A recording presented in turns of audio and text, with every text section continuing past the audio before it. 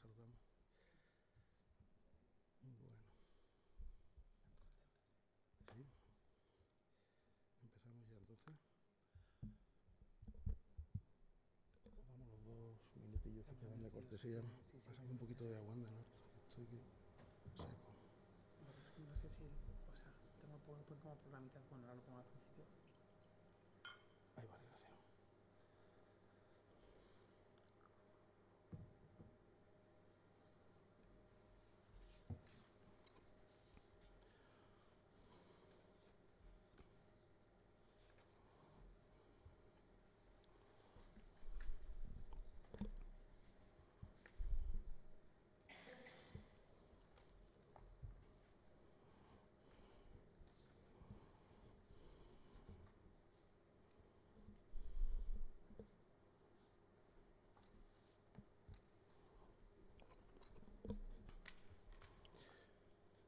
Bueno, pues arrancamos si quieres. ¿Vale? Sí, ya no tiene pinta. Bueno, pues buenas tardes. Gracias por la asistencia. Después de estos 5 minutitos de cortesía y de deferencia en una tarde como la que nos ha salido, vamos a arrancar finalmente con el ciclo de conferencias José María Calatrava y su tiempo, que hoy arranca con la presencia entre nosotros de Luis Alberto Pérez Velarde, un investigador, doctor en Historia del Arte por la Universidad Complutense de Madrid, que aunque le vean con una juventud insultante, tiene ya un largo recorrido en el mundo de la conservación de museos, cuerpo al que pertenece desde muy joven, en el mundo de la investigación en temas de arte y también en las conferencias como la que esta tarde nos ocupa. A través de sus estudios, algunos de ellos relacionados con la figura de Sorolla, el primero en orden cronológico, se le reclama habitualmente para conferencias como esta, ya digo. Ha tenido también otra obra muy importante que gira en torno a la figura de Gisbert, de Antonio Gisbert, que es la que esta tarde nos va a analizar y a diseccionar. Y por último, hace unos días ha presentado un libro sobre un pintor del Círculo del Greco, se llama Luis Tristán, y ya digo que acaba de iniciar ese recorrido también, y ahora es Castilla-La Mancha quien más lo reclama. Esa es la parte académica. La parte que yo quiero resaltar hoy aquí es la humana, la de implicación en este proyecto de Luis Alberto, que ha resistido todo tipo de vaivenes, de intentos por cuadrar finalmente unas fechas de un ciclo que al final es bastante amplio en el tiempo y que nos ha costado ubicar por razones de múltiples naturalezas. Él ha apostado desde el principio, desde que intentamos a través del conservador del Museo del Prado, Pérez Suescun, Fernando, que había trabajado con nosotros en cierta ocasión y bueno, nos ha servido inmediatamente para localizarle. Desde ese mismo día este hombre estaba entregado a la causa, entre otras cosas porque le faltaba Extremadura y porque él tiene un vínculo muy especial con Extremadura porque su familia materna procede de Almendralejo.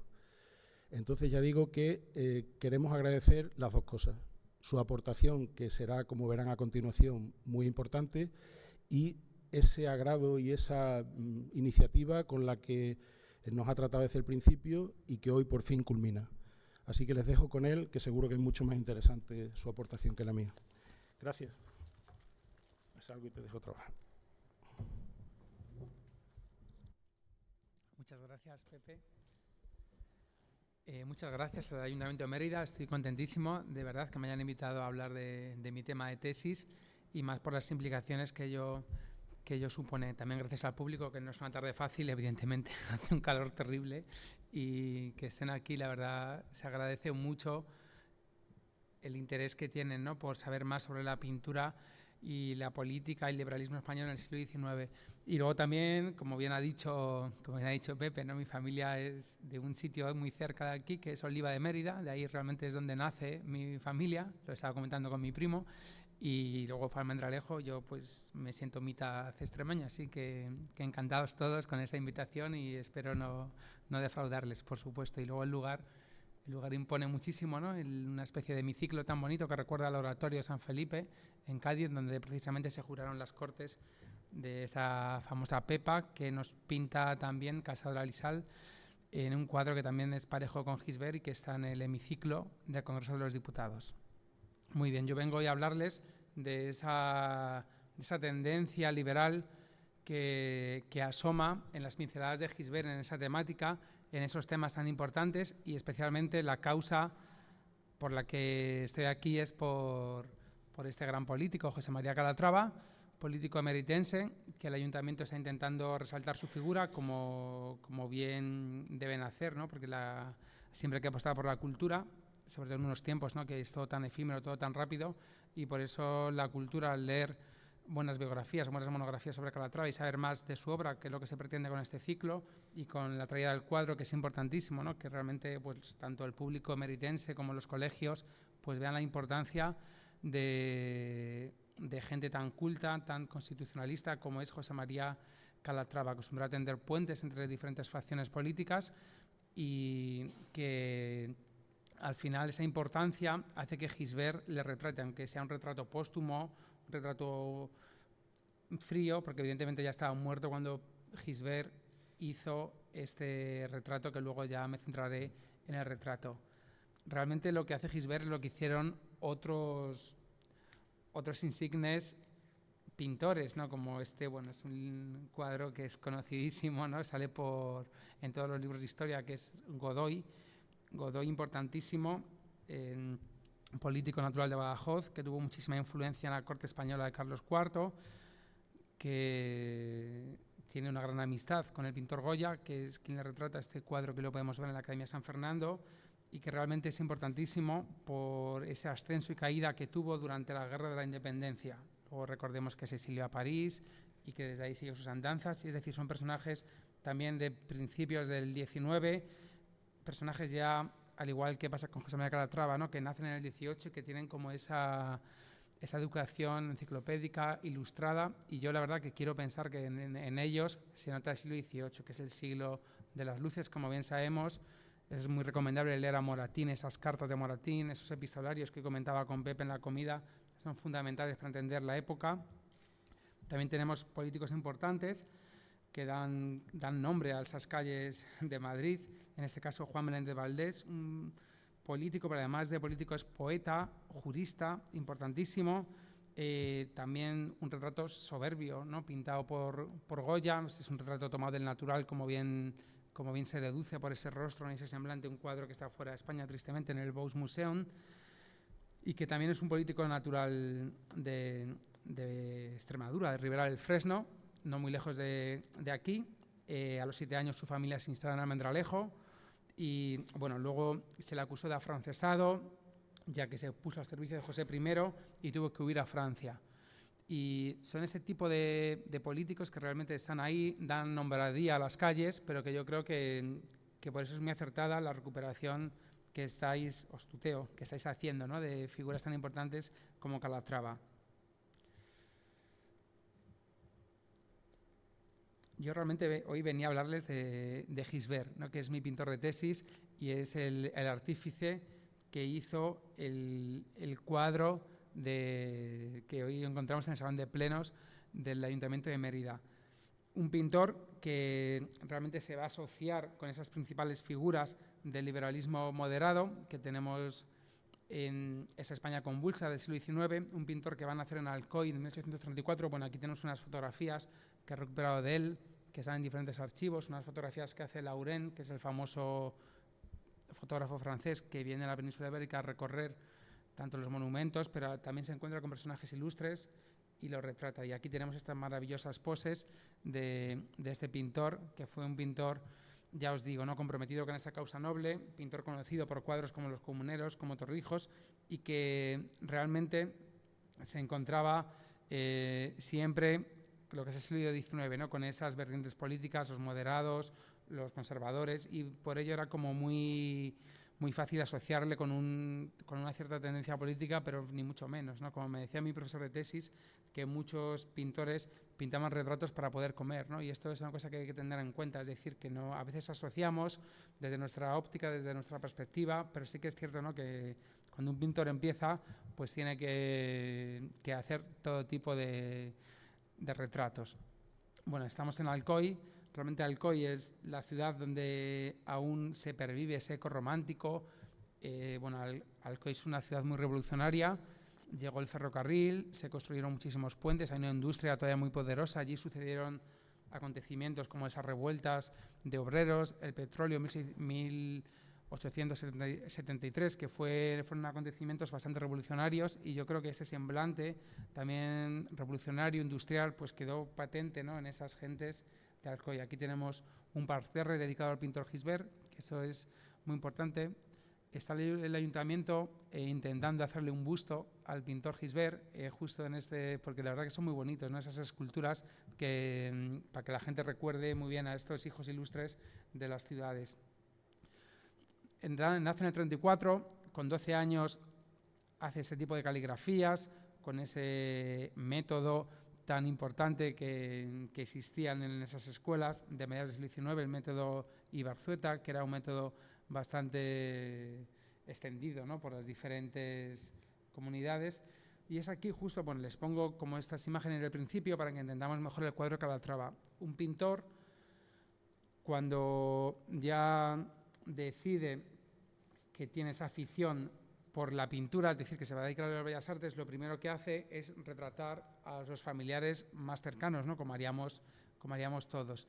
Y es por ello, ¿no?, que un poco rastreando en esas fotografías de familiares, bueno, aquí también en mi tesis ha habido muchísima antropología, es decir, ir al lugar de origen, ir a entrevistarse con descendientes, y claro, los descendientes me daban fotografías de cuadros que hoy están perdidos, ¿no?, como este retrato del tío Pascual, que perteneció a la familia Sastre, y que hoy no está localizado.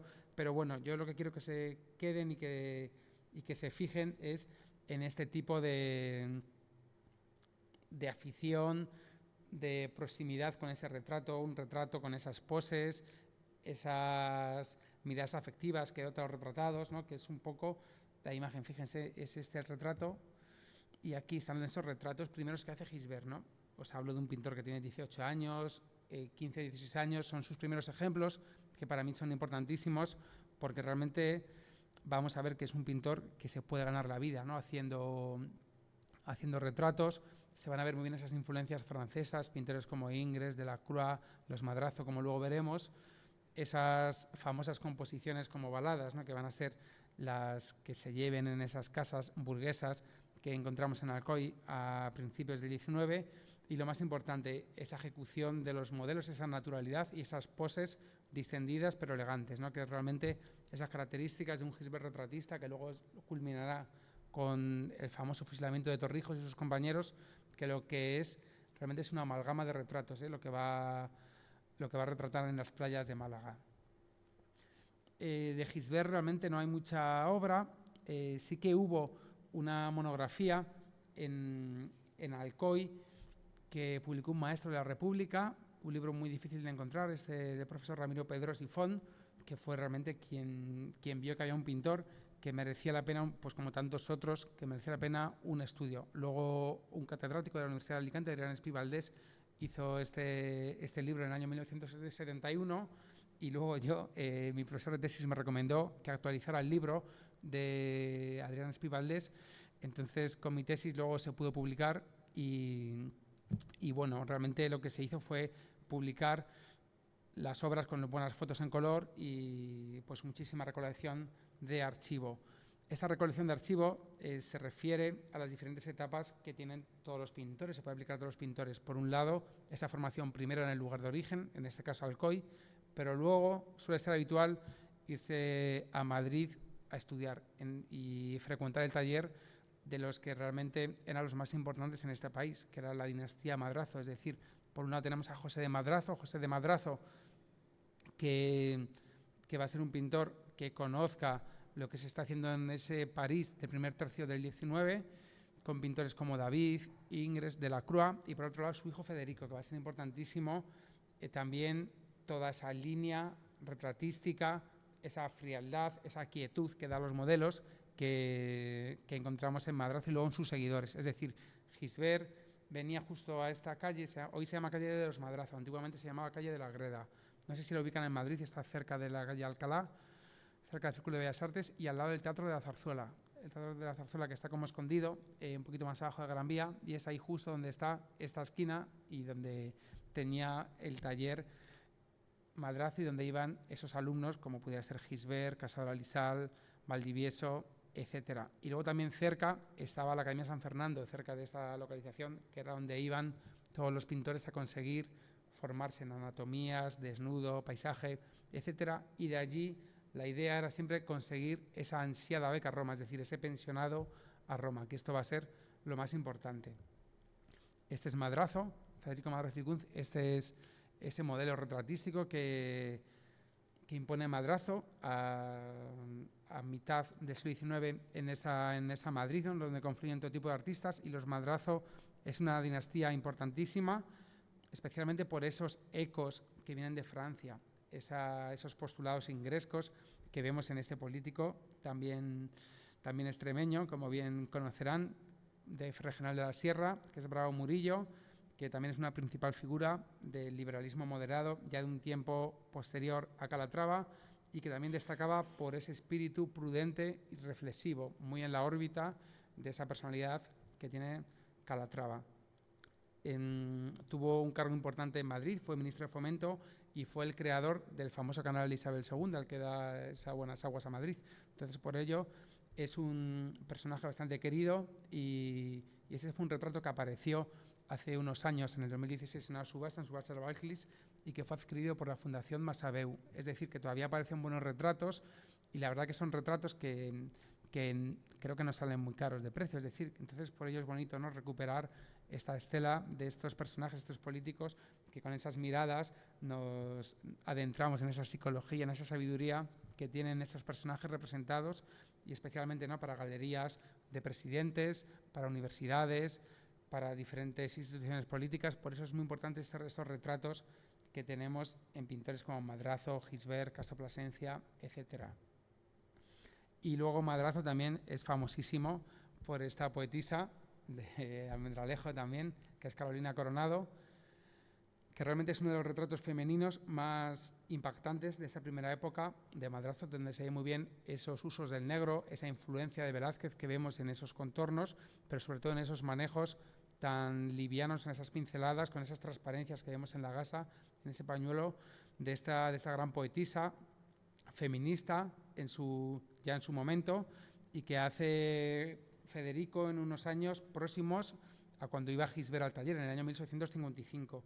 Es muy importante, especialmente ese rostro, esa mujer apesadumbrada, cómo nos mira, cómo se relaciona con el espectador a través de la mirada, cómo sostiene ese abanico, ¿no?, que es una prenda importantísima del siglo XIX, ¿no?, que tiene diferentes lenguajes, y luego está llena de romanticismo. Ya esa vida de Carolina Coronado, ¿no?, padecía una enfermedad que era la narcolepsia, a veces se quedaba dormida, ¿no?, pero que parecía que se iba a morir. Es decir, que todo lo que le rodea tiene como ese cierto misticismo, e incluso sus famosas poesías, ¿no?, esas poesías tan importantes que ahora realmente se vuelven a empezar a leer y que son muy recomendables, ¿no?, realmente, porque nos meten en esa época, en ese siglo XIX, y también una personaje realmente que hay que reivindicar, que hay que recuperar, y sobre todo que ha sido retratada por uno de los retratistas más importantes del siglo XIX, que es Federico Madrazo. Y es justo en esa estela en la que podemos beber esas influencias del retrato que nos habla Gisbert. Es decir, ese parecido físico del modelo, como veíamos también en Madrazo, es decir, cómo se parecen, ¿no? Justo también la fotografía, unos años más tarde, se va a inventar, y la fotografía va a ser importantísima. De hecho, para Calatrava seguramente Gisbert se basara en una fotografía para representar ese semblante. Entonces es por ello, ¿no?, este tipo de utilización de los negros, ¿no?, esa plástica que vemos en Madrazo, en esos esquemas compositivos de ese retrato romántico por antonomasia, ¿no?, que es lo que está haciendo Gisbert en este personaje no sabemos quién es, suponemos que pueda ser un botánico también importante, es imposible a veces, ¿no?, identificar a los personajes que se representan, especialmente, ¿no?, porque si detrás en el reverso, en el bastidor, no pone el nombre, pues ya uno realmente es complicadísimo. Y este suponemos que será un botánico importante, ya que se representa como con un ramito ahí de unas plantas y como una especie de libro, entonces por eso tiene que ser alguien intelectual dentro de este mundo de la botánica. Lo más importante es estos resortes de retratista que nos representa Gisbert, con esa luz que va hacia el semblante y hacia las manos, ¿no?, para captar esa psicología del retratado, y también esa influencia velazqueña, ¿no?, que estamos viendo en esos diferentes usos que tenemos en el negro, esas gamas. No vemos el terciopelo que tenemos en esa chaqueta de 3/4, y luego en el chaleco vamos a ver, ¿no?, cómo es bueno, no sé si se aprecia, a lo mejor en la pantalla se aprecia mucho mejor las diferentes tonalidades que tiene, que esto es, la verdad, un recurso muy velazqueño. Esos pintores, cuando llegaban a Madrid, lo primero que hacían era estudiar a los clásicos, iban al Prado, estudiaban tanto a Murillo como a Velázquez, como a Rivera, como al Greco, Goya, etcétera, y bebían de esas influencias tan importantes. Y es ya en la Academia San Fernando cuando Gisbert empieza a vislumbrar, al igual que todos los compañeros de academia, ese futuro en Roma. Un futuro en Roma que va a ser importantísimo, especialmente a través de las oposiciones que se celebraban cada año y que mandaban a los mejores de la promoción con una beca de más o menos 3 años para estudiar como pensionado en la ciudad del río Tíber y allí enfrentarse a la antigüedad clásica, a los maestros del Renacimiento, y es por ello, ¿no?, que siempre mandaban temas bíblicos para representar tanto esta resurrección de Lázaro, que estamos viendo aquí a Gisbert cómo dispone de una forma bastante equilibrada y armónica esas figuras en esa cueva. Vemos también el dibujo que tenemos justo a la izquierda, donde se aprecia la composición, y esto realmente, este es Casado de Alisal, ¿no?, que es un pintor, el pintor émulo, ¿no?, también amigo de Gisbert, para que veamos, ¿no?, las diferencias, ¿no? Realmente lo que se hacía era se mandaba un tema histórico de la Biblia, del Antiguo Testamento, un desnudo, y cada pintor lo interpretaba de una manera, y el jurado, compuesto por pintores como la familia Madrazo, pues debatía sobre esas oposiciones que en el caso de 1855 fueron reñidísimas. Y eso fue lo que le dio esa apertura y esa beca a Roma. Un Gisbert que vive en Madrid, en la calle del Horno de la Mata. Esto realmente son las cartas que se hacen para solicitar copiar en el Museo de la Trinidad o en el Museo del Prado. En el Museo de la Trinidad, también cuando se hizo la desamortización de Mendizábal, muchos bienes de los conventos fueron a parar a museos, es decir, las colecciones conventuales de la Iglesia fueron a pasar al Estado. Entonces, luego en el 1872 se fusionaron los fondos del Museo de la Trinidad con los del Prado.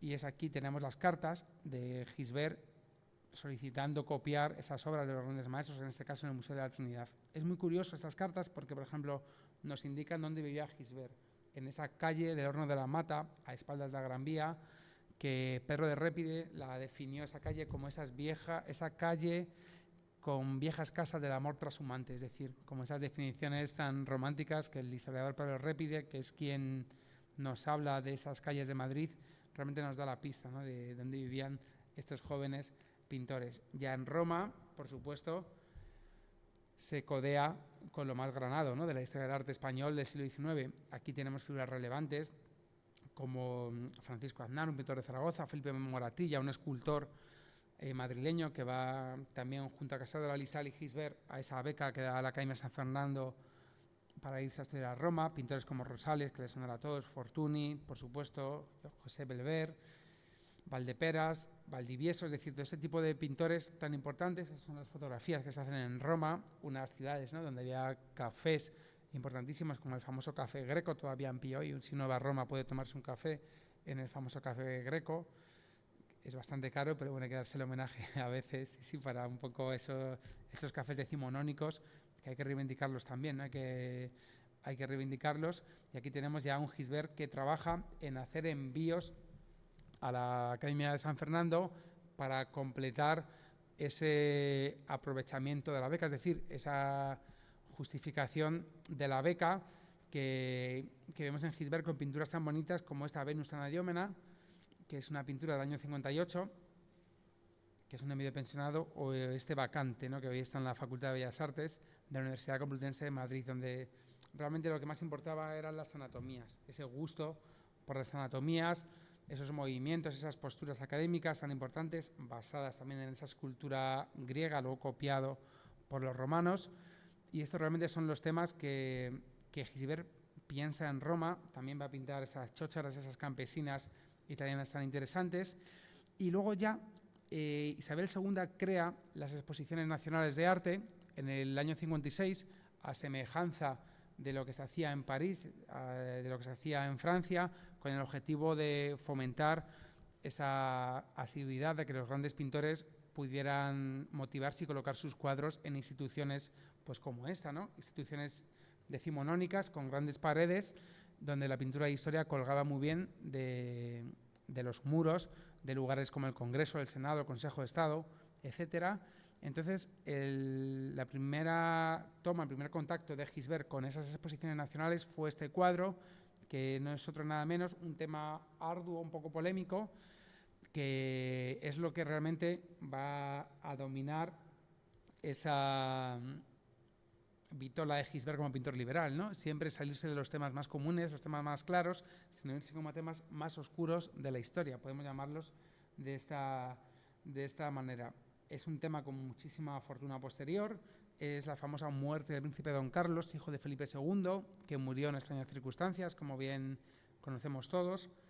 Y bueno, fue un cuadro que obtuvo una primera medalla de primera clase en la exposición del año 58, especialmente por esa disposición de las figuras, ese dosel en el que muere Don Carlos, el hijo de Felipe II, en el que aparece con el Tesón de Oro dándole como el último adiós. Fíjense qué momento más intenso, un momento intensísimo, que realmente lo que está haciendo Gisbert es presentar, como ponerse realmente, ¿no?, con esas ideas liberales que él tenía ya desde sus orígenes, como en contra de la monarquía, ¿no? Está acusando, ¿no?, como esa trama posterior, ¿no?, que luego veremos con Schiller y con Verdi, ¿no? Si han escuchado la famosa ópera Don Carlo, el Don Carlo de Verdi, se basaba en la famosa literatura, esa leyenda negra, ¿no?, que fomentó Schiller, ¿no?, con su obra de Don Carlo. Y lo que hace Gisbert es hacer esta escena en esa nocturnidad. Al fondo hay como una especie de altar con esas velas que se iluminan. También se habló de esos pliegues, ¿no?, esos pliegues que vemos en el Monje, que siendo ustedes, ¿no?, de Extremadura, le recordarán muchísimo al pintor Zurbarán, ¿no?, por supuesto, ¿no?, ya tendrán buen ojo, ¿no?, con Zurbarán. El pliegue del Monje realmente recuerda muchísimo, ¿no?, esos cartujos, esos dominicos, que esas series, ¿no?, tan bonitas, ¿no?, del pintor de Fuente de Cantos.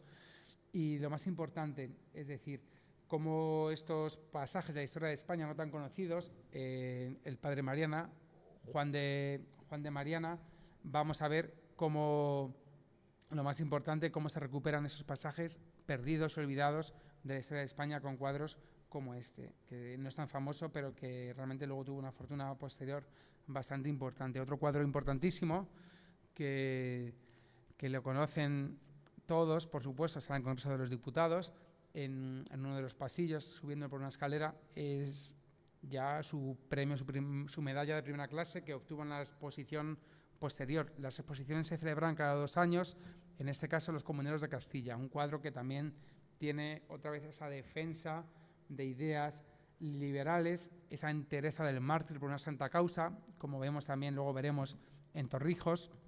Y lo más importante es esa maduración de ese estilo académico sereno y purista que ya hemos visto, ¿no?, en la muerte de Don Carlos, pero que ahora vamos a ver esta ejecución de esos Comuneros de Castilla que fueron ejecutados en el patíbulo, en Villalar, justo por rebelarse, ¿no?, ante esas políticas de Carlos V. Es decir, Gisbert sigue con esos temas alejados, ¿no?, digamos del buenismo, ¿no?, de lo que había que pintar, que representar, y se va diferenciando, ¿no?, con esas vitolas de pintor liberal. Él va madurando su plástica con ese sentido claro y ordenado de la composición. un cuadro que realmente, si uno luego piensa en Torrijos, esa plástica serena y depurada de Torrijos, con esa entereza del mártir que tenemos ahí, ese mártir que mira su mirada hacia abajo, va a recordar muchísimo esas facciones y ese semblante de Torrijos que estamos viendo aquí. Y esta composición tuvo muchísimo éxito, luego fue versionada, en este caso, ¿no? Aquí tenemos esta versión que hace poco compró el Museo del Prado, que pertenecía al Duque de Rivas en París, también otro liberal importante exiliado en París, que también fue amigo de pintores. Y fíjense, ¿no? Porque realmente esto era muy importante, ¿no? Para ese círculo liberal, contar con esas representaciones de mártires, ¿no? Que se levanta, ¿no? ante el monarca Carlos V. Y luego también es muy importante esta fama, también esa fortuna posterior que tiene el tema. Un pintor que fue becado por la Diputación de Badajoz entre el 67 y el 71, que no sé si conocerán, supongo que sí, de Barcarrota, José Caballero Villarroel. También pues hacían ese tipo de temas. Claro, es una composición importantísima, la de los comuneros, una composición que aparece en todos los libros de historia, que todos conocemos, y es por ello, ¿no? Que esos pintores que iban a Madrid, pensionados por las diputaciones, hacían copias de los grandes maestros. Ya Gisbert, por esa época, se consideraba, ¿no? Que un cuadro que tuvo, bueno, ese es un cuadro que tuvo el de los Comuneros de Castillas, para dar otra conferencia, evidentemente, tuvo muchísimo éxito. También hubo muchas tensiones en el jurado entre los conservadores y liberales, ¿no? Que realmente no le dieron la medalla de honor a Gisbert, porque, bueno, había pues más personalidades, ¿no? Como los Madraza, que no estaban de acuerdo, ¿no? Con que no se le diera la medalla de honor. Es decir, ahí se mezclaron también mucha política, con lo que luego fue el resultado de la exposición, que fue una medalla de primera clase. Y luego también se hizo, un amigo de Gisbert, Salustiano Lózaga, le hizo un discurso importantísimo, ¿no? Alegando, ¿no? Lo que significaban los Comuneros de Castilla, esa vitola de vencedores ante la muerte. Es decir, que es un cuadro que tiene como bastante profundidad si nos ponemos ahí a estudiarlo detenidamente. También importantísimo, si uno ve los telediarios, ¿no? En el Congreso de los Diputados, tenemos este cuadro, que es el cuadro de doña María de Molina, presentando a su hijo, el infante don Fernando, a las Cortes de Castilla reunidas en Valladolid en 1295. Es justo ese paralelo que se hace con la reina existente, en este caso Isabel II, con esa vida de esa reina medieval, que fue María de Molina. Es decir, por ello es tan importante esta pintura de historia que decora el hemiciclo junto a ese juramento de la Constitución en Cádiz, que pintó Casal Alisal, que ahora veremos. Y bueno, lo más importante es también un tema histórico. Aquí tenemos justo el hemiciclo.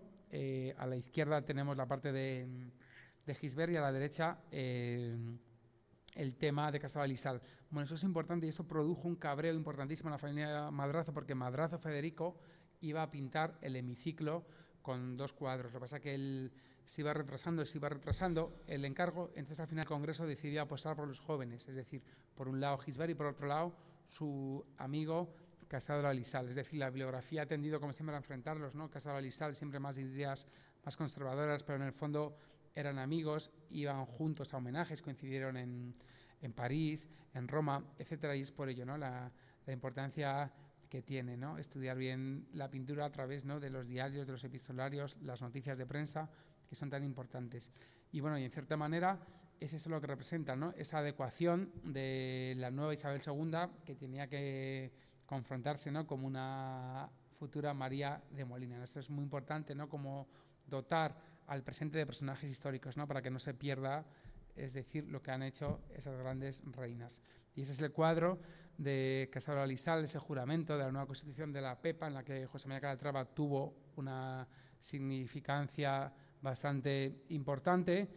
La prensa de la época acusó, ¿no? a esos dos cuadros, ¿no? Que la composición era muy parecida. Fíjense, ¿no? Las escaleras, que pudieran ser muy parecidas, pero pues, son imposibles, ¿no? Ya que Gisbert se encontraba pintando en Toledo el cuadro del infante don Fernando, ya que esos arcos, esas arquerías de la catedral sí que parecen de la catedral de Toledo, y Casal Alisal se encontraba en París. Fíjense, ¿no? Este hemiciclo, ¿no? Ese oratorio de San Felipe de Cádiz, que recuerda en cierta manera al lugar tan maravilloso donde estamos.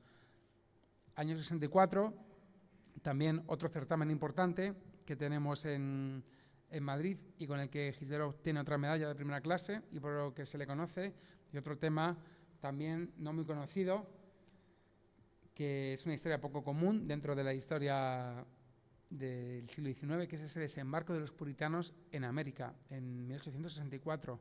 También un tema que tiene que ver con esos liberales que salen huyendo, ¿no? que desembarcan en esas costas de Nuevo Plymouth y que aparecen allí con ese tipo de gestos, esas figuras distribuidas de forma armónica. Este cuadro es muy difícil de ver si van a Madrid en el Senado, cuando hay las jornadas de puertas abiertas, es cuando se puede ver, está en un claustro, está bastante oscuro, pero bueno, por eso es fundamental que lo conozcamos de esta manera. A veces aparece en los libros de historia este cuadro, pero claramente nos habla también de ese sentido melodramático de esta composición, donde hay esa melancolía, a su vez tristeza, pero alegría, ¿no? Por llegar a esas nuevas tierras. Es decir, esa idea de libertad tan importante que siempre va a perseguir Gisbert, que le hace rodear, ¿no? de políticos como por ejemplo Calatrava, Torrijos, etcétera, esa teatralidad, ese friso de personajes también que vemos en esta composición y que luego también es una composición muy operística,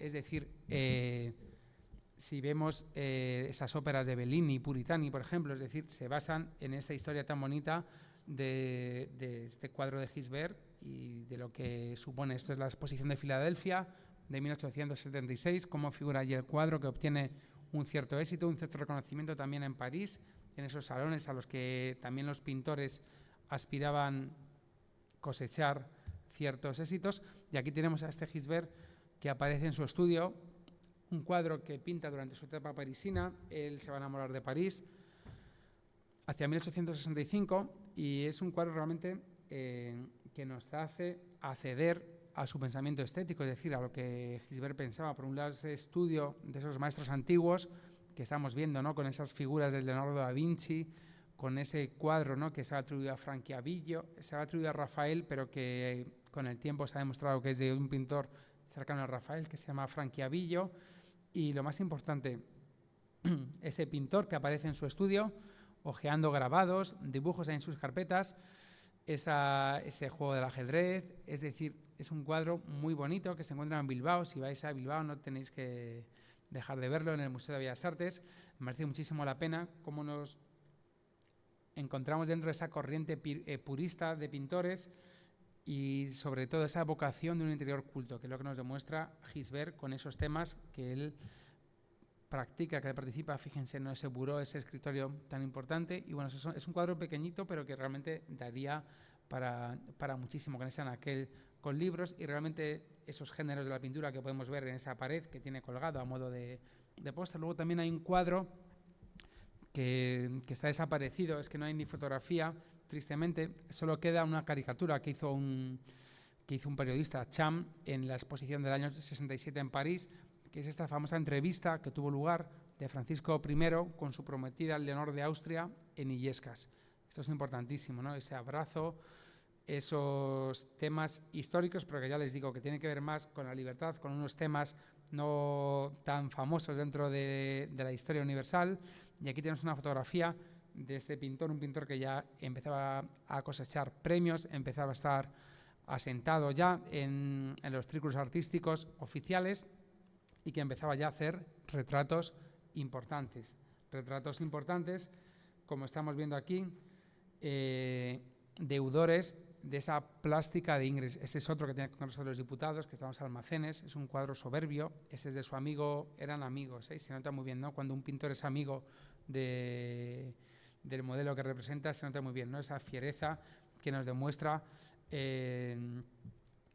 Salustiano Lózaga, con ese rostro. Salustiano Lózaga, que fue embajador de España en París, coincide con Gisbert tanto en Madrid como en París, y que realmente esos cuadros recuerdan esa plástica que son deudoras de pintores como Ingres, con ese retrato de Louis-François Bertin de 1832. Es decir, esto realmente es la importancia de los madrazos, ¿no? Esa línea compositiva que nos traen a España, que realmente lo que hacen es esa influencia francesa de pintores que retratan ante un fondo neutro, con esa sobriedad, con esa elegancia que se usa a través de los negros, esos resortes de retratistas tan importantes que estamos viendo tanto en Gisbert como en Quesada de la Lizal, como en otros pintores que acuden a su taller, y que realmente es la línea francesa la que evocan estos pintores formados en los talleres de Madrazo. Otros retratos importantes de Olózaga, que fue también un político importante, eran famosas sus arengas en el Congreso de los Diputados, natural de Ollón, en Álava.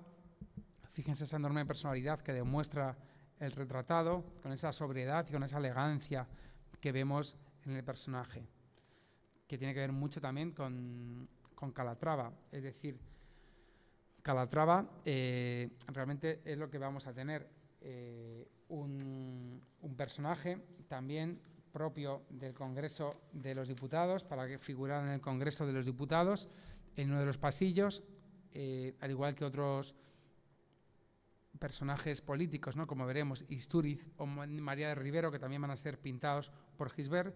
Y bueno, y la importancia de José María Calatrava Peinado, natural de Mérida, Badajoz, que nace en 1781 y muere en Madrid en 1846.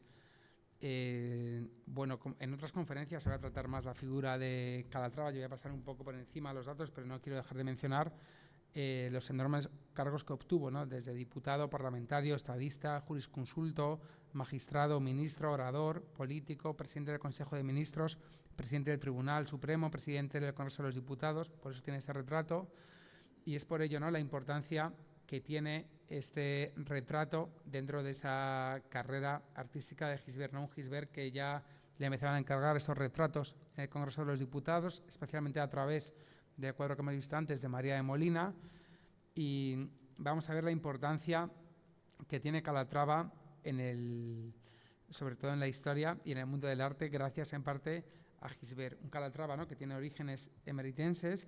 Su padre fue escribano del Ayuntamiento de Mérida y su hermano menor, Ramón María, fue ministro también, y que protagonizaron una ascendente carrera política administrativa. Cursó aquí estudios medios en el Seminario de Mérida. Luego hizo la carrera de Leyes en la Universidad de Sevilla y ejerció la abogacía en Badajoz. Es muy importante luego también estos personajes, esos azares de la vida, ¿no?, cómo se desarrollan en la Guerra de la Independencia. Vamos a ver cómo se sumó a la resistencia contra los franceses, y es aquí donde desempeñó los cargos de vocal de la Junta Suprema de las Provincias de Extremadura. Es importantísimo también su participación en esas Cortes de Cádiz, representando a Extremadura desde 1810 con el grupo de los liberales y mostrándose siempre partidario de las reformas institucionales para abolir el absolutismo y esa proposición suya importantísima para la supresión de los mayorazgos. Es decir, vamos a ver también cómo ese absolutismo, por supuesto, ¿no?, cuando llega a España, hace que en el año 14, con ese restablecimiento del absolutismo por Fernando VII, fuera encarcelado en la prisión pacense de Corte y fue condenado a 8 años de presidio. Y allí es cuando fue enviado a Melilla. Y es aquí en Melilla realmente cuando se desarrolla esa, pues yo quiero pensar, ¿no?, esa mente de estratega, ¿no? Decían que una de sus aficiones más importantes era el ajedrez, ¿no? Esos tiempos muertos jugando al ajedrez. Luego dicen, ¿no?, que es lo que le valió, ¿no?, porque fue un hombre de tender siempre puentes, ministro de Gobernación, ministro de Gracia y Justicia. Luego también, claro, tiene sus problemas, ¿no?, cuando se envían esas tropas por Santa Alianza para reponer el absolutismo de Fernando VII, los famosos 100.000 hijos de San Luis, que empujó a las instituciones liberales tanto a Sevilla como a Cádiz. Entonces, por ello es importantísimo en Calatrava cómo consolida esos principios legales del liberalismo. Es importantísimo también su participación en esa redacción del Código Penal de 1822, que recogió la preocupación por el carácter delictivo de todo acto dirigido a modificar el régimen constitucional, es decir, un garante de la Constitución, en este caso de la PEPA. También hemos de destacar esa pertenencia a la masonería, utilizando el nombre masónico de Tiberio Graco. Y luego también, por supuesto, ¿no?, con el absolutismo viene el exilio, ¿no?, el exilio, que era realmente también una forma de aprendizaje, ¿no?, y los liberales españoles eran muy bien recibidos, tanto en Gibraltar, Tánger, Portugal y luego Inglaterra, donde vamos a ver, es decir, donde se juntan también allí en Inglaterra también personajes de esta causa noble liberal, ¿no? Como el propio Torrijos, ¿no? Con esos famosos apóstoles de Cambridge que fueron recogidos, ¿no? Esos círculos intelectuales que también se reunían en París, esas asambleas de exiliados españoles, siempre con esa idea de derrocar al absolutismo, ¿no? Que era un poco la idea que corroía por las mentes de Calatrava y ese entorno más liberal. Y justo en ese entorno más liberal estaba el pintor Gisbert, ¿no? Aquí le traigo, ¿no? La firma que está justo en el ángulo derecho, ángulo inferior derecho de la pata de la silla. Y fíjense en ese sillón tapizado con ese brocado rojo que va a ser importantísimo también, como esos resortes de los retratistas. Bueno, cuando muere Calatrava, ¿no? Como bien he comentado, el retrato de Gisbert es de 1870-72 y Calatrava muere en el año 46. Es imposible que Gisbert lo conociera, por tanto, y yo creo que se basó en esta fotografía de Lauren. Ahora les cuento por qué, sobre todo por esa tanto en la posición y como en el pelo, ese pelo, ¿no? Y ese rostro ceñido también, ¿no? Con esas cejas, ¿no? En esa frente recuerda muchísimo al retrato de Gisbert, ¿no? Esto es muy común, ¿no? Que los pintores se basen en la fotografía, ¿no? Para luego, especialmente a los retratos póstumos, dotarles de esa vida, dotarles de ese poderío, ¿no? Entonces es lo que vemos aquí, ¿no? Fíjense, ¿no? La fotografía, que es impresionante, la fotografía que se conserva en el Museo de Historia de Madrid, que es un documento gráfico interesantísimo, que vamos a ver cómo es que hasta los rizos del pelo, del cabello, es que es parecidísimo, ¿no? Yo creo que Gisbert tuvo que basarse en alguna imagen de estas claramente, ¿no? Para hacer este retrato con esa toga, ¿no? Que vemos en este jurista, ¿no? Que es Calatrava, con esas manos que aparecen con esta naturalidad en los pomos, en ese sillón dorado que vemos con ese tapizado, ¿no? Con ese brocado rojo. Y luego también es importantísimo esa luz, ¿no? La luz que ya desde la escuela veneciana, ¿no? Vamos a ver, ¿no? Cómo siempre va a incidir en el rostro y en las manos, ¿no? Para captar esa psicología, ese personaje, ¿no? Que vemos, ¿no? Como taciturno, melancólico, ¿no? Que vemos en un personaje, José María Calatrava, que ha vivido diferentes etapas, ¿no? De la historia de España. Vamos a ver también ese rostro, ¿no? Con ese entrecejo fruncido, ¿no? Que denota cierta tensión también del personaje, realmente por la biografía, ¿no? Que les he mencionado levemente, siempre muestra cierta tensión en ese rostro. Y lo más importante es cómo Gisbert va a representar ese acuciante paso de la edad, es decir, la senectud en el rostro de Calatrava. Luego les he traído detalles para que lo vean mejor. Y luego también ese detalle, por supuesto, ¿no? Como hemos comentado, ese uso de los negros velazqueños, que es importantísimo, cómo van a contrastar con esas blancas bocamangas, y luego cómo se recorta la figura a través de esa línea, de ese purismo retratístico que hemos visto con Madrazo, y cómo esas figuras se recortan ante un fondo neutro, ¿no? Para destacar aún más esa pose elegante, natural, que tiene en este caso el retratado Calatrava. Un Calatrava que aparece, ¿no? Por diferentes ámbitos del Congreso de los Diputados, por supuesto, al tener esa importancia, ese protagonismo en el Congreso, va a aparecer por diferentes lugares, también incluso en el Ateneo de Madrid. Existe un retrato de Calatrava, si no recuerdo mal, junto a Nicomedes Pastor Díaz. Fíjense, ¿no? Aquí también tenemos ese rostro, ¿no? Que ya les decía, ¿no? Con esa cierta tensión, melancolía, tenía los ojos claros, ¿no? Se ve en el retrato que pinta Gisbert. Aquí se ve muy bien, ¿no? Con ese uso diferente, esas cualidades táctiles de la vestimenta de la toga que estamos viendo, es decir, Gisbert utiliza muy bien los negros. Aquí vamos a ver en un libro los diputados pintados por sus hechos, Calatrava, sobre todo, ¿no? Con esa garantía de la Constitución, también con esa supresión de los mayorazgos, y especialmente con esa nueva idea, ¿no? De liberalismo en las nuevas constituciones que él tiene, y esa idea de progreso, pero siempre con ese texto magno consensuado, ¿no? Que era un poco lo que pretendía, ¿no? Siempre estableciéndose en sus etapas como gobernador esa soberanía nacional, la libertad de imprenta y la obligación de todos los españoles a contribuir a las cargas del Estado. También su ministro de Hacienda, Mendizábal, que aparece por aquí, aparecía antes, fue quien aceleró ese proceso de desamortización eclesiástica con esa venta de los bienes del clero, y esto también produjo, ¿no?, esa oposición parlamentaria, ¿no?, en ese convulso congreso del siglo XIX. Tenemos aquí medallas conmemorativas de ese mausoleo que se realizó, que se ve muy bien, se aprecia, ¿no?, en el centro de Calatrava, Mendizábal, el ministro, ¿no?, tan polémico, ¿no?, por esos bienes, ¿no?, eclesiásticos desamortizados. Argüelles, Agustín Argüelles, un alcalde que tuvo en Madrid, también un político muy interesante, y fíjense, ¿no?, esas monedas.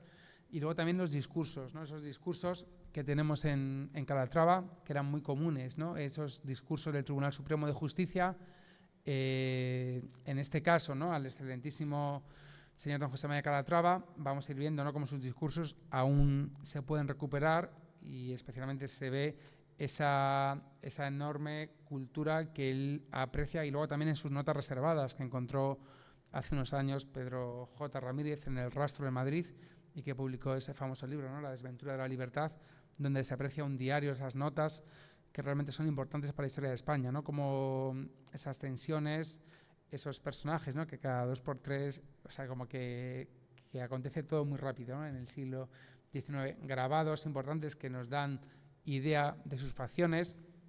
Fíjense, ¿no?, siempre con esas cejas, esos ricitos en el cabello que van a ser siempre muy prominentes. Fíjense luego también esos grabados, ¿no?, como esa mirada enfurecida que estamos viendo en Calatrava. Y realmente esos son los testimonios gráficos en los que se basa el pintor Gisbert para retratar, para hacer la iconografía que nos ha llegado hasta hoy, ¿no?, que es la de José María Calatrava. Fíjense aquí ya más jovencito, con esas vestimentas, pero también con esa fiereza, ¿no?, que le caracteriza. Luego también Gisbert, dentro de este ámbito liberal, vamos a tener también retratos de esos personajes muy próximos a Calatrava, ¿no? De hecho, cuando Istúriz fue destituido, Calatrava fue nombrado en su lugar, ¿no?, ocupando la cartera de Estado. Es decir, por eso son personajes muy próximos a este ambiente, a esa política convulsa del siglo XIX, también con esos resortes de retratista que ya les vengo comentando, ¿no?, muy en esa línea que tienen los Madrazo, ¿no?, Nicolás María de Rivero también, que también fue alcalde de Madrid, en este caso, ¿no?, con esa pose distendida, también con ese uso de los negros, con esa mano izquierda, ¿no?, que se apoya en esa mesa o bufete, cambiando un poco evidentemente los pintores tenían que hacer diferentes guiñas y diferentes posturas, ¿no?, de cada político, ¿no?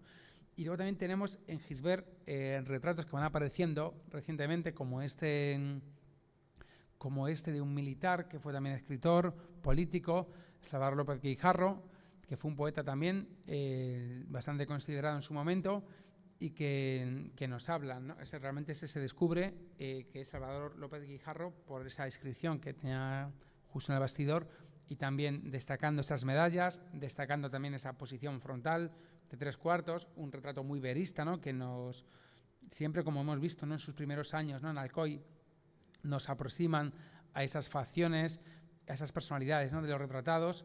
Y luego también es muy importante en Gisbert esa amistad con Amadeo de Saboya, es decir, cuando, bueno, es una etapa muy complicada, esto justo en esta época, 1868, 1870, justo cuando viene Amadeo Saboya a Madrid, velado, va a velar al cadáver de Prim. Prim realmente fue su valedor, quien decidió en el Congreso que tuviera que venir un monarca italiano a gobernar España, un monarca del que no se habla mucho.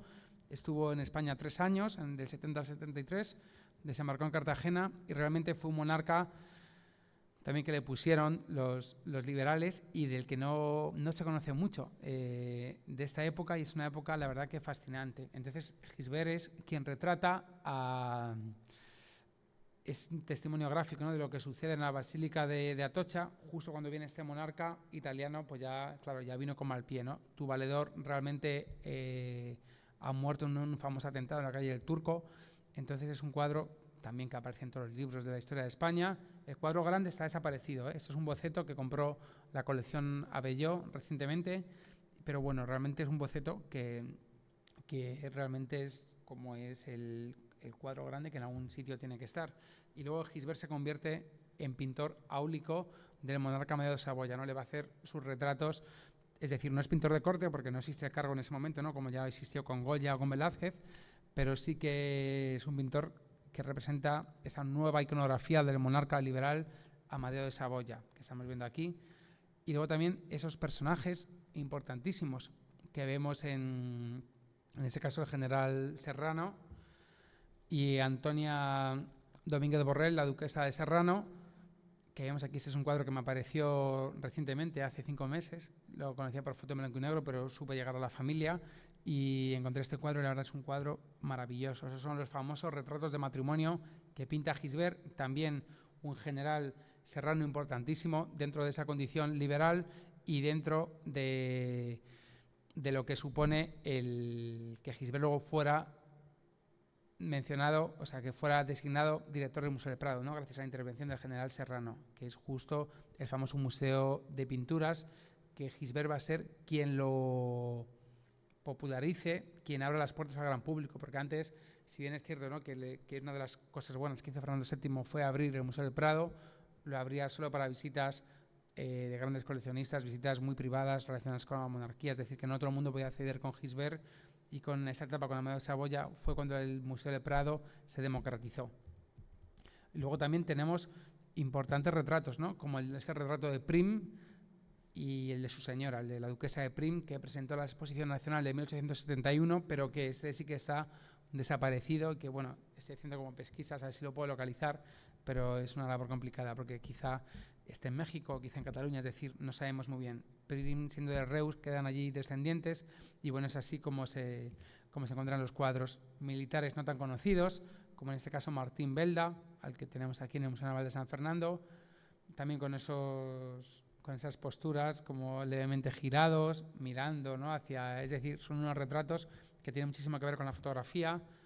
Un ilustre militar, Antonio Pablo de Mesa, también, que fue a recibir a Amadeo Saboya, fue a buscarle a Italia, también coincidió con Gisbert en el canal de Suez y que nos habla también, ¿no?, de ese gusto de ese pintor fíjense en esos terciopelos que vemos en las mesas. Este cuadro todavía está en la colección de la familia de los descendientes de Pablo de Mesa, ¿no?, que es una ilusión. Y luego también los famosos Montpensier, ¿no?, que fueron en cierta manera acusados, ¿no?, de la muerte de Prim, unas familias importantes, en este caso la duquesa de Montpensier, la infanta famosa, ¿no?, Luisa Fernanda de Borbón, por un lado retratada por Madrazo y por otro lado por Gisbert, es decir, los pintores, ¿no?, que realmente retrataban, ¿no?, los más importantes de la monarquía que teníamos en España. Y tenemos a Gisbert ya que se instala en París. Estos realmente son sus domicilios en París. En este domicilio es donde Hu de la Bruyère, donde pudo pintar su famoso fusilamiento de Torrijos, pero antes en París también hacía retratos, ¿no?, de familias aristocráticas con esas portes distendidas y elegantes. Este cuadro precisamente está aquí en Extremadura, está en Cáceres, en un palacio de Cáceres, en el casco histórico. Una de las familias, la familia Calderón Ulloa, que me dejó ir a Cáceres a ver ese cuadro en el palacio. La verdad que es un lujo, ¿no?, que estos cuadros que yo conocía por fotografías, bueno, quedan bocetos, ¿no?, están todos realmente identificados, ¿no?, de esta familia. Es un cuadro histórico preciosísimo, un cuadro que no se ha visto nunca. Y fíjense, ¿no?, quedan bocetos, ¿no?, de Gisbert, ¿no?, de los niños que hacía, de los diferentes también, ¿no?, del marqués de Castroserna con sus hijos. Luego también se produce ese cuadro dentro del cuadro, ¿no?, con esos formatos ovalados tan importantes. Ya les digo, uno de los tesoros escondidos que tiene Extremadura, ¿no?, que es este cuadro de Gisbert, que yo conocía por una fotografía en blanco y negro, pero que una fotografía que realmente que nos habla, ¿no?, de que cuando los pintores en París hacían sus cuadros, luego eran fotografiados, ¿no?, por estudios como este de Bingham, que es, la verdad, bastante certero y que nos da muchísima información de los cuadros de Gisbert que hoy están desaparecidos, como este de Colón, ¿no?, ese desembarco, ¿no?, esa salida de Colón al descubrimiento de América. Un cuadro, ¿no?, que también, ¿no?, hizo en París después de su etapa como director del Museo del Prado. Luego cuando cayó Amadeo de Saboya se fue a vivir a París y aquí hizo esa gran producción histórica, Colón, fusilamiento de Torrijos, que es uno de sus cuadros más importantes, ¿no? Como bien sabemos, y este de Colón, que solo se conoce por este grabado, por esta fotografía también de Lauren. Un cuadro que se llegó a decir que estaba en el Capitolio de Washington. Estuve yo por allí investigando, pero no lo encontré, la verdad. Y bueno, a saber dónde está, hombre. Creo que son cuadros que se hayan quemado, son cuadros grandes. También, claro, con la guerra civil, pues muchos cuadros sufrieron consecuencias. Y luego su cuadro, ya para ir acabando, un cuadro importante, que es el fusilamiento de Torrijos y sus compañeros en las playas de Málaga, que realmente es el cuadro que más fama le da, por supuesto, por esa entereza del santo mártir que lucha ante una causa noble, ¿no? En esa condición de aventajado liberal, un Torrijos que tiene una biografía apasionante, ¿no? Era así como una especie de Quijote, ¿no? De Quijote andante, era muy admirado, ¿no? Por los ingleses, por esos viajeros, ¿no? Españoles, ¿no? Esos viajeros que venían a España a ver, sobre todo, ¿no? lo que está sucediendo, ¿no? Con ese absolutismo. Un Torrijos que con 14, 15 años ya lucha ante Napoleón en esas algaradas del 7 de julio en Madrid, que se producen justo cuando intenta entrar el ejército francés. Un Torrijos, ¿no? que en su exilio lo que pretende es siempre derrocar a Fernando VII. Para ello, bueno, todos sabemos la historia, ¿no?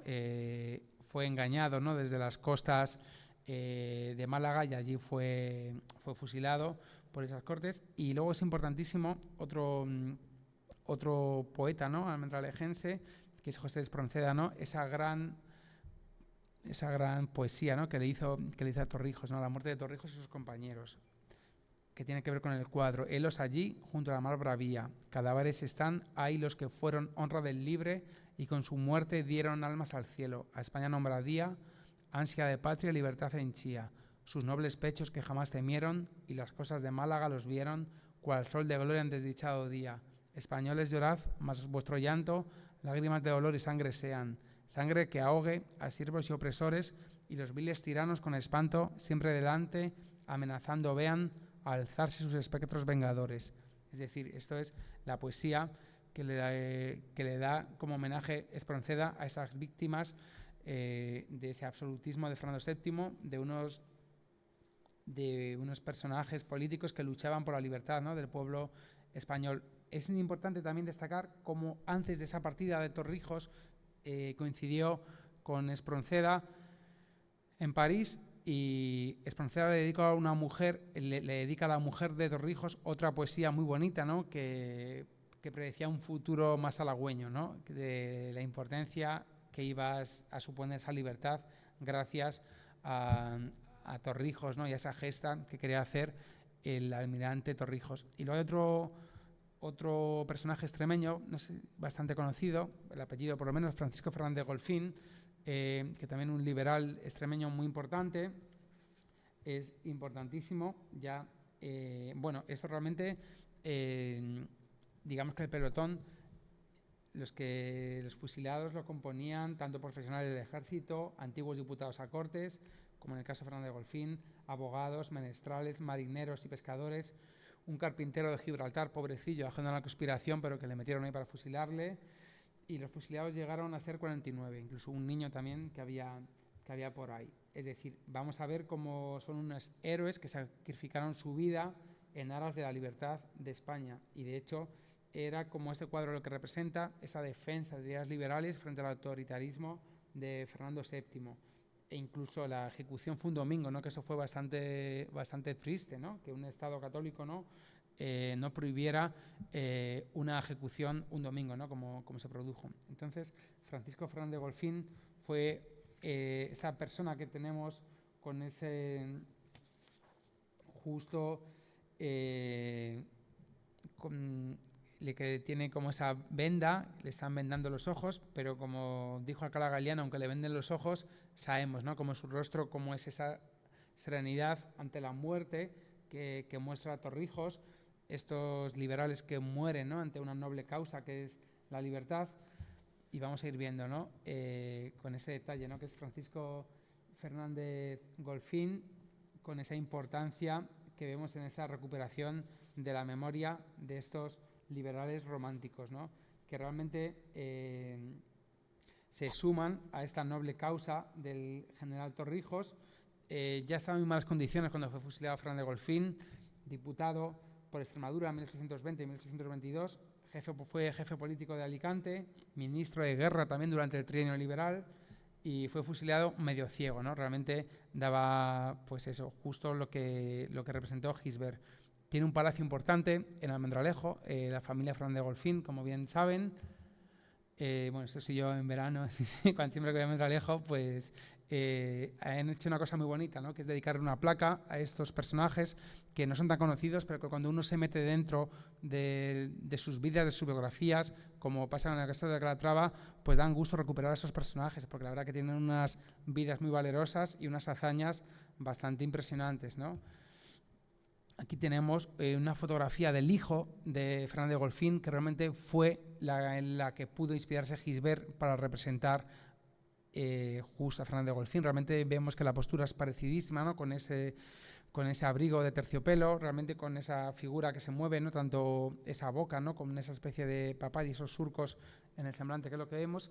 Y este Golfín realmente tiene que estar relacionado a la familia Golfín con una investigación mía que he hecho recientemente también en la Ermita de la Piedad, en Almendralejo, de un cuadro que donó Diego Golfín Villalobos, ¿no? Diego Golfín Villalobos, que yo creo que tiene que tener cierta relación, y ese es el cuadro, ¿no? Que es una Santa Teresa de Luz Tristán, que fue una donación que hizo Diego Golfín Villalobos.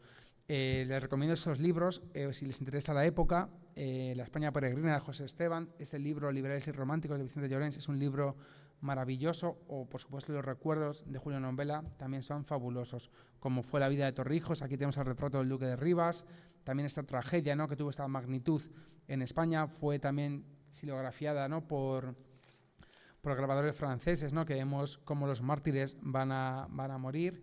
Y luego también tiene mucho que ver con esa pintura de historia tan impresionante que fue la pintura del 19, en este caso Sorolla con ese 2 de mayo. Y Torrijos fue un encargo que le hizo Sagasta a Gisbert para que su obra figurara en el Museo del Prado. El autor de Los Comuneros, del desembarco de puritanos, no tenía ninguna obra en el Prado y por eso fue como entró. Y justo donde se le hizo el monumento a las víctimas de Torrijos, que es en la Plaza de Riego, ¿no? Este enorme obelisco, fue justo donde nació otro de los genios de la pintura española, que es Pablo Picasso, el 25 de octubre de 1881. Entonces, este tipo de conexiones de la historia, a veces uno no sabe si es casualidad o hay algo, ¿no? Pero a mí son cosas importantísimas, ¿no? Este tipo de conexiones y esa posición, ¿no? Esas manos abiertas que recuerdan muchísimo a Goya o, por supuesto, a Guernica de Picasso, que luego vino posteriormente. También es importantísima, ya para ir finalizando, esa última carta, ¿no? que le escribe Torrijos de su puño y letra antes de morir a su viuda Luisa, una carta que hoy guarda celosamente el Congreso de los Diputados. Aquí, si quieren añadir más a la vida de Torrijos, tenemos dos obras importantes sobre Torrijos. Fíjense, ¿no? El mar que estaba revuelto, esos enormes gestos, esos afectos, sentimientos que bien representa Gisbert, Francisco de Borja Pardío. Vamos a ver Robert Boyd también, que fue este militar irlandés que realmente seguía a Torrijos, seguía esa santa causa, ¿no? De la libertad española, ¿no? Que era como uno de los temas comunes por los apóstoles de Cambridge. Que fíjense ese rostro, ¿no? Se nota, ¿no? Que es de Gran Bretaña, ¿no? Con ese pelo anaranjado, con ese aporte elegante, ¿no? Con ese abrigo verde.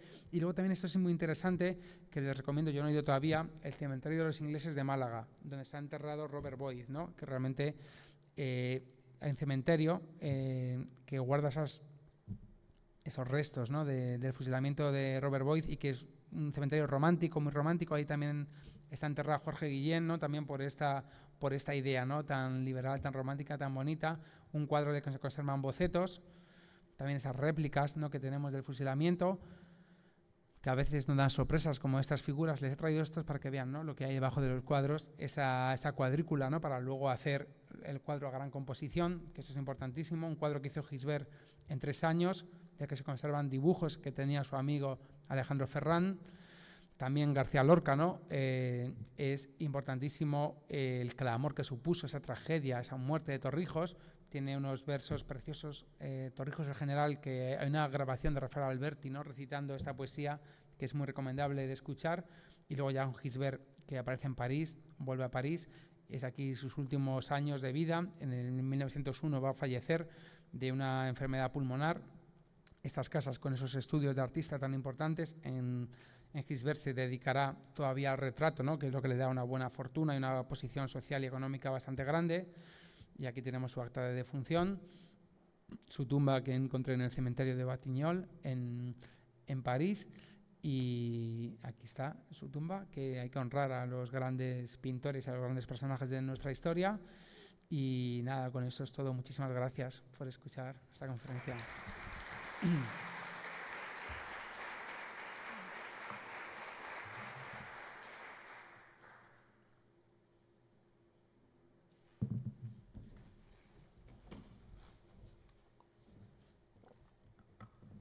Si hay alguna pregunta, es el momento. Estamos un poco fuera de tiempo en cuanto al horario de la asamblea. Si tienen de todas maneras alguna curiosidad, por favor. Y si no, volvemos el... Perdón, sí.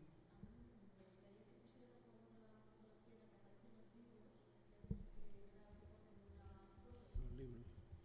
Son muy recomendables los libros, ¿eh? Te meten de lleno, son diarios, es un diario que tiene Torrijos. Mira, ese es uno de ellos. Esa es una biografía última que ha hecho un estudiante, Manuel Álvar González Fernández, para leer. Es la biografía, ¿no? Novelada, pero con datos históricos de suma importancia sobre Torrijos, ¿no? Y desde un punto de vista histórico, no artístico. Y el otro fue el catálogo que hizo Museo del Prado, Javier Barón, sobre el cuadro Una pintura para una nación, que también es muy importante. Y luego esos libros, que también son libros muy, muy recomendables. Julio Nombela, un periodista, también escritor, La España peregrina. Este es famoso, es una joya y entiendes mucho lo que pasa actualmente en la sociedad leyendo estas cosas. Y Vicente Llorens, Liberales y Románticos, recomendadísimo, los tres, sí. Muy bien, sí, perdón.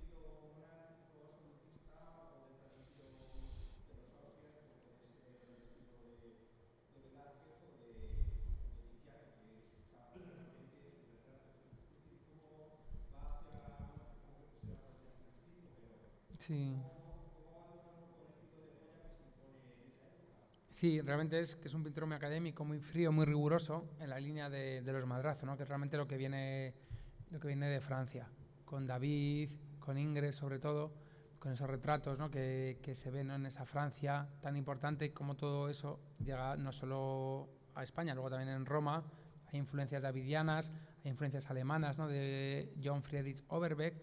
Entonces es lo que realmente se empieza, claro, la pintura Goya es que es muy moderna para su época. Te refieres, ¿no? A las pinturas negras y todo esto, ¿no? Luego, ¿no? O sea, eso es modernísimo para su época. Y luego sí que es cierto que en París lo que va a hacer para vender aún más, para vender especialmente a Norteamérica, a hoteles norteamericanos, a los marchantes de arte, que es cuando empieza el comercio de arte a funcionar, Goupil y todos estos marchantes, va a hacer composiciones galantes, tipo fortunianas. Fortuny por esa época muere en el 70 y lo que van a hacer los pintores es esa pintura de Casacón, de tipo Meissonier, tipo del 18, que se pone de moda. Esos interiores fortunianos, que es lo que realmente da muchísimo dinero. Entonces, por eso, pero realmente lo que tiene Gisbert es eso, es una pintura muy académica, muy fría, muy historicista, que es lo que está más de moda, claro, para triunfar en las exposiciones nacionales. Pero dentro de eso sí que se aleja de esos temas más clásicos para irse por ideas suyas propias liberales con temas oscuros de la monarquía española. Bueno, pues lamentándolo mucho, nos tenemos que ir. Muchísimas gracias por esta conferencia tan interesante. Gracias a ustedes por su asistencia. Y la semana que viene vamos a tratar el tema puramente biográfico de José María de Calatrava. Vendrá el profesor Juan Sánchez de la Universidad de Extremadura y a la misma hora en este sitio tan hermoso como tú dices. Muchas gracias. Gracias.